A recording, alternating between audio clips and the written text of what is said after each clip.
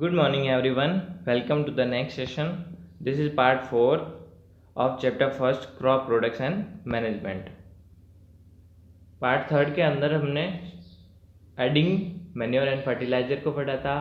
Part second के अंदर showing को कंप्लीट करा था और फर्स्ट के अंदर प्रिपरेशन ऑफ सॉइल उसको कंप्लीट करा था. अब नाउ फोर्थ स्टेप को कंप्लीट करते हैं. फोर्थ स्टेप है इरिगेशन. इरिगेशन क्या है उसको समझें. The supply of water to crop at a regular intervals is called irrigation. Crop को या फसल को एक रेगुलर इंटरवल ऑफ टाइम के अंदर वाटर की सप्लाई करवाना, इसी को बोलते हैं इरिगेशन. वाटर की सप्लाई क्यों जरूरी है कि प्लांट को ग्रो करने के लिए वाटर चाहिए और बहुत सारी प्लांट साथ में उसको क्रॉप बोलते हैं. तो क्रॉप को एक रेगुलर इंटरवल ऑफ टाइम के लिए वाटर की सप्लाई, इसी को इरिगेशन बोलते हैं. Source of irrigation. इरिगेशन किस किस सोर्स से हो सकता है, कौन से वाटर के सोर्स हैं जिनसे हम इरिगेशन कर सकते हैं. The source of water for irrigation are well, tubewells, ponds, lakes, rivers, dam and canal. कुएं जो पुराने ज़माने में बनाए जाते थे, अभी कुएं कम है लेकिन ट्यूबवेल्स वगैरह बनाई जाती हैं. पॉन्ड्स तालाब, लेक झीलें, रिवर्स नदियाँ, डैम बांध, कैनाल्स नहरें, इन सभी से जो वाटर मिलता है वो वाटर ये सोर्स होता है इरिगेशन के लिए. Method of irrigation. कौन कौन से मेथड यूज किया जाता है इरिगेशन के लिए. There are two type of methods.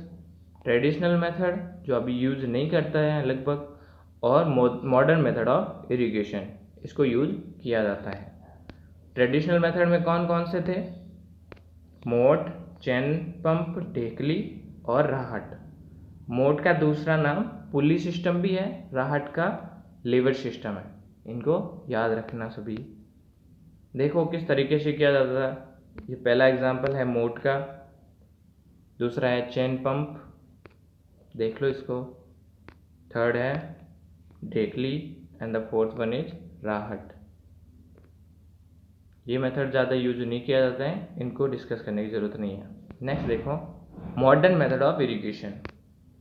Irrigation के मॉडर्न मेथड कौन से हैं. स्प्रिंकलर सिस्टम और ड्रिप सिस्टम. स्प्रिंकलर सिस्टम क्या होता है. स्प्रिंकलर इधर देखें सभी, कुछ पाइप्स लगे रखे हैं मेन पाइपलाइन के अंदर. मोटर से वाटर जाता है यहाँ पे और उसके बाद में मेन पाइपलाइन से कुछ छोटे छोटे से पैरेलल परपेंडिकुलर पाइप लगे हैं जिनके टॉप पार्ट के अंदर नोजल्स लगे हुए हैं, रोटेटिंग नोजल्स लगे हुए हैं, जो वाटर को पंप करने के बाद जब इसके अंदर सप्लाई भेजी जाती है वाटर की, वो उसको रोटेट करके हर जगह पर पहुंचाते हैं. देखो इसके सिस्टम को समझने के लिए देखते हैं क्या लिखा हुआ है. This system is more useful on the uneven land.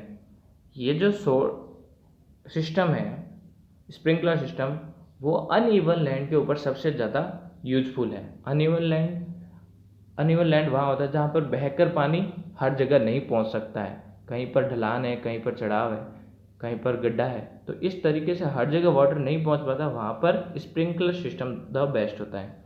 Where sufficient water is not available, जहाँ पर अनइवन लैंड के ऊपर सफिशिएंट वाटर नहीं होता है.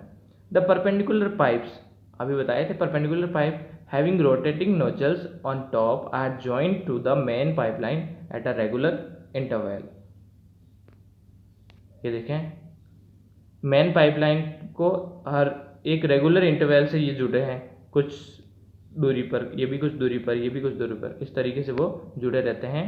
ये लैंड से परपेंडिकुलर होते हैं और उनके टॉप पर रोटेटिंग नोजल्स होती हैं. फिर when water is allowed to flow through the main pipe under pressure with the help of a pump, it escapes from the rotating nozzle. जब वाटर को पंप करके इनके अंदर से गुजारा जाता है तो वो बाहर उनके टॉप रोटेटिंग नोजल से बाहर निकलता है. It gets sprinkle on the crop as if it is raining. और वो क्रॉप के ऊपर इस तरह से स्प्रिंकल होता है, इस तरह से छिड़काव करता है जैसे बरसात हो रही हो, रेनिंग हो रही हो. Drip system. In this system the water falls drop by drop directly near the root, so it is called drip system. It save water.